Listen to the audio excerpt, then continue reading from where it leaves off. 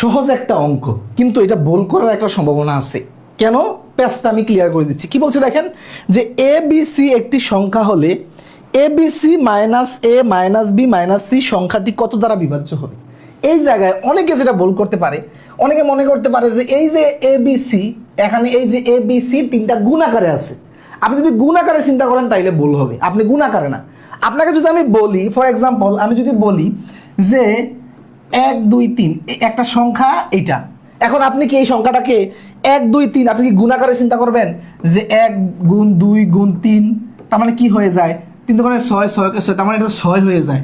আপনি কি সংখ্যা এভাবে চিন্তা করেন? আমি যদি বলি যে 1 2 3 একটা সংখ্যা, মানে এরকম ভাবে 123 একটা সংখ্যা, তাহলে আপনি কি এটাকে গুণ চিন্তা করেন নাকি জাস্ট আপনি এগুলোকে পাশাপাশি বসিয়ে চিন্তা করেন যে 1 2 3 তাহলে 123, এটা ভ্যালু কত 123, এইভাবে চিন্তা করেন না? ওকে, তাহলে আপনি এই যে এবিসি আপনি একটা মান ধরবেন, যে কোনো এবিসি এর যে কোনো একটা মান ধরে পাশাপাশি বসাই দেন।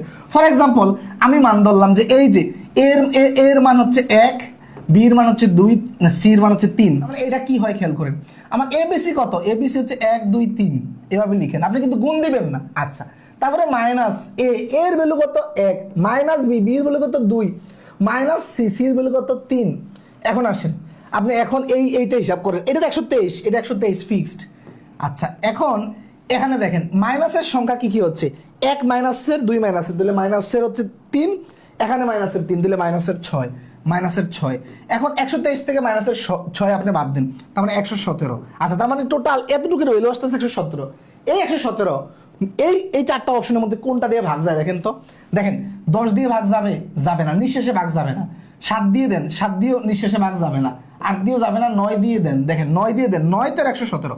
আপনি যদি এটা দেন 9 দিয়ে দিলে দেখেন একবার যায় 2 আর এখানে 7, তার মানে হচ্ছে এখন যা হচ্ছে 3 বার, মানে 9 13 117। 13 যারা নামাতে জানে তারাও পারবে। ওকে, আচ্ছা, তার মানে এটা হচ্ছে 9 দ্বারা বিভাজ্য, তাহলে এটা হচ্ছে আমাদের উত্তর। কথা বুঝতে পেরেছেন? এখন আপনি যদি এই যে এবিসি এর মানটা যে 1 2 3 আপনি যদি গুণাকারে নিতেন, তার মানে খেলেন এই যে এটাকে তখন কি লিখতেন 1 গুণন 2 গুণন 3, তখন এটা ভ্যালু আসতো কত, মানে 6 থেকে এটা 6 চলে গেলে 0 হইতো, তখন আপনার উত্তর মিলতো না। এখন এই ক্ষেত্রে আপনি 1 2 3 ধরছি আমি, আপনি চাইলে 2 3 4 ধরতে পারেন, তাহলে কি হবে এখান থেকে 2 -3 -4 ধরবেন, একই জিনিস, আপনি যে কোনো সংখ্যা ধরে অঙ্কটা মিলাতে পারবেন। তো শিক্ষার্থীরা যদি এইটা বুঝে থাকেন, আপনাদের জন্য একটা সহজ একটা প্রশ্ন, যে 3x যদি 15 থেকে 3 অধিক হয় তবে 3x + 2 ইকুয়াল কত হবে।